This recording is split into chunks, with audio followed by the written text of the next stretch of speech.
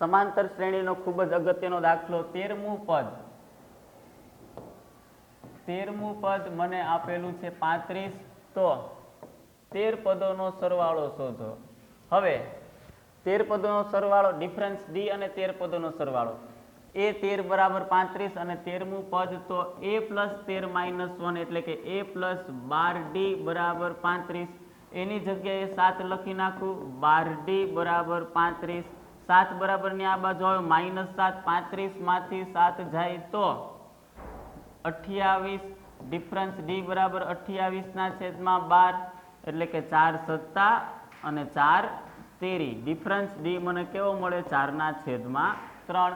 હવે એનો ઉપયોગ કરીને મારે સરવાળો કરવાનો થાય. એસ 13 13 પદોનો સરવાળો 13 ના છેદમાં 2 a પ્લસ a 13 13 પદો 13મું પદ એટલે કે 13 ના છેદમાં 2.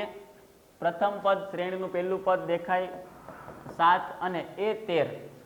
13મું પદ આપેલું છે 35, તો લખી નાખીએ 35. સરવાળાના ટૂંકા સૂત્રનો ઉપયોગ કર્યો આપણે. 13 ના છેદમાં 2, 35 ને 7 42.